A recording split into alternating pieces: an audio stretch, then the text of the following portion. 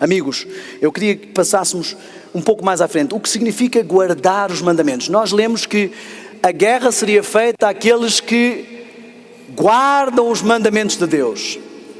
Primeiro eu apresentei lá aquela diferença. Guardar e crer nos mandamentos de Deus é a mesma coisa? Os demónios creem e estremecem, eles obedecem.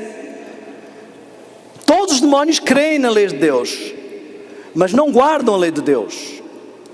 Então os demónios também são perfeitos, porque eles creem, não estão conseguindo porque a sua natureza está demasiado caída, então não está mal.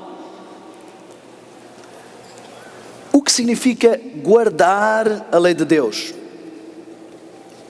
Já expliquei claramente, eu não guardo a lei de Deus para ser salvo, mas porque fui salvo. Eu quero deixar uma coisa bem clara, ainda que eu de hoje para a frente nunca mais pecasse, eu continuaria a ser um pecador. E aqui entra uma coisa muito, muito séria que nós precisamos entender, irmãos. Isto que eu vou dizer poderá mudar a sua vida neste momento. Não é porque eu inventei isto, é porque isto é a mensagem do Senhor para nos ajudar a chegar até Ele. Muitos de nós adventistas passamos 20, 30, 40 anos de adventismo tentando vencer um defeito de caráter. E chega um ponto que a gente diz, eu não percebo tanto tempo de adventismo e não consigo, faz anos que eu estou tentando isso. Porque nós não compreendemos a diferença entre duas coisas, pecado como ato e pecado como condição. Por exemplo, o que acontece é isto, eu cheguei aqui, não resisti, menti, e vou ao Senhor e confesso a minha mentira, Senhor, eu não devia ter feito aquilo. Às vezes a minha confissão é racional e não espiritual, não houve um verdadeiro arrependimento, eu não estou arrependido daquilo, aquilo me deu jeito, eu até gosto, e outra vez quando surgir a oportunidade eu vou sentir logo vontade, porque aquilo vem mesmo no momento certo. Eu não estou arrependido daquilo, mas eu sei racionalmente que o Senhor não gosta. Então eu vou intelectualmente, convencido mas não convertido, eu vou dizer ao Senhor, Senhor, desculpa, eu não devia ter mentido, ontem eu também menti, foi errado, desculpa, está errado, eu prometo que eu não minto mais. Primeiro eu prometo uma coisa que não depende de mim, hein? Daniel, eu prometo que eu vou emprestar o seu carro ao João. Não posso prometer, não é o meu carro, é o carro dele. Então, eu não posso prometer uma coisa que é Deus que vai fazer. Eu não vou, Senhor, eu prometo que eu vou fazer aquilo que és tu que operas em mim. Eu só posso entregar-me. Então, eu estou numa situação e confessei o meu pecado que eu cometi. E saio no dia seguinte, ou mesmo no mesmo dia, voltei a cometer o mesmo pecado e volto para lá e digo, Senhor, desculpa, outra vez, isto. E depois chega um ponto que o diabo já começa a dizer, olha, eu estou achando que isso já começa a ser pecado contra o Espírito Santo, viu? Porque você já pecou tantas vezes e você nota-se que você gosta disso, porque você vai lá, pede perdão, mas volta fazendo o mesmo. E já tem uns aninhos que você está nisto e a pessoa já começa a sentir complexos de culpa e tudo mais. Quando na realidade o problema dela foi este. Ela confessou todos os seus atos de mentira, mas nunca a sua condição de mentiroso, que é a que gera as mentiras. Ela está focada no pecado como um ato e não o pecado como uma condição.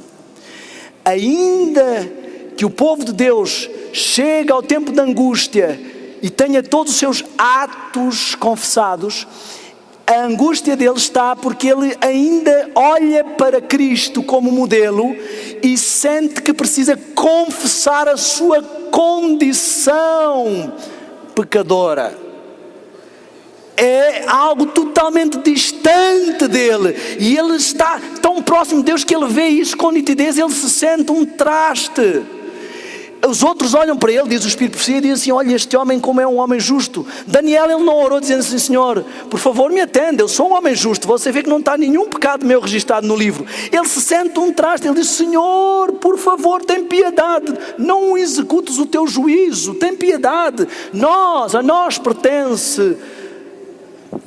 Irmãos, precisamos entender e repensar a nossa espiritualidade em várias coisas. Ainda que eu nunca mais pecasse, Sou um pecador e preciso de um Salvador, porque eu já pequei. Então eu preciso dessa graça. Portanto, deixar o pecado, vencer o pecado, não faz com que eu deixe de ser um pecador. Agora, o facto de eu ser um pecador como minha condição e confessar isso, não significa que eu continue pecando. Volto a dizer, muitas pessoas gostam muito do texto de Romanos 7, em que Paulo diz assim: o bem que eu quero fazer não faço, mas o mal que eu não quero, isso faço.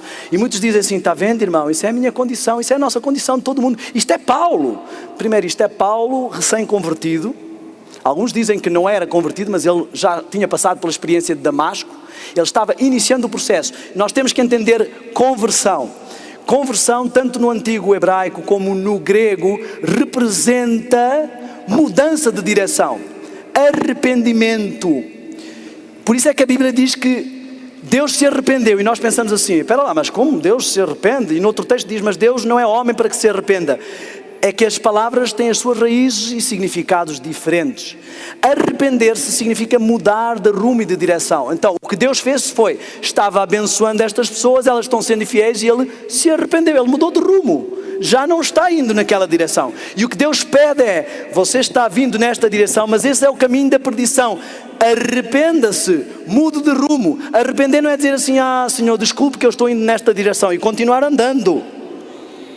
Arrepender-se é: Senhor, se esta não é a direção, eu vou para ali. Mas acontece um problema com alguns. Eles vão numa direção, tomam consciência, se arrependem e depois ficam frustrados porque ainda não chegaram lá. Isso já é transformação, isso é o processo de santificação, é um processo de uma vida.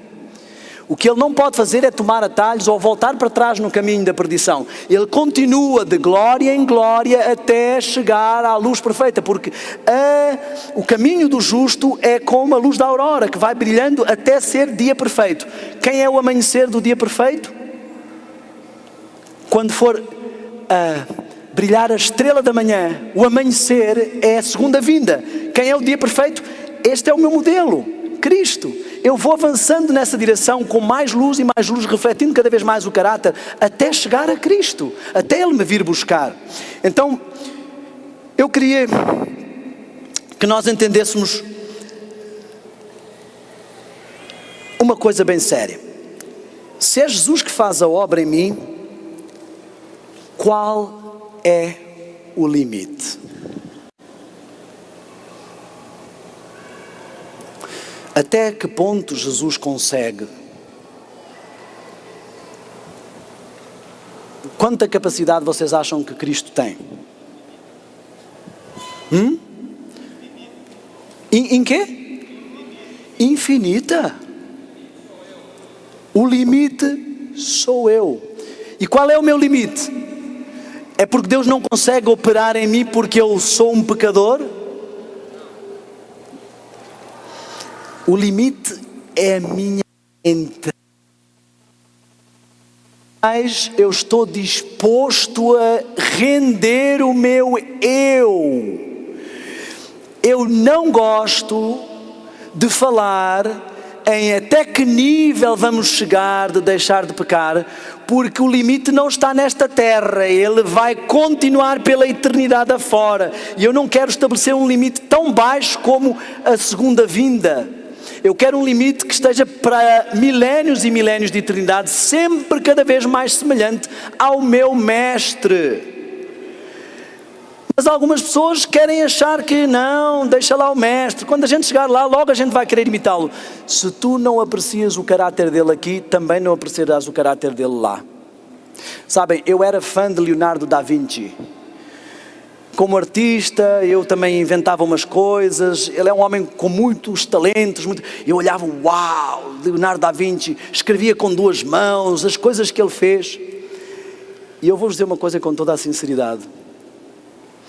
Desde que eu comecei conhecendo realmente a Cristo, eu sou tão, não gosto de usar a expressão, mas só para entendermos, eu sou tão fã de Cristo, que eu desejo muito ser como Ele. A última coisa que eu vou dizer, e se eu disser isto eu vou ficar muito triste para mim mesmo. Eu não posso ser como Ele.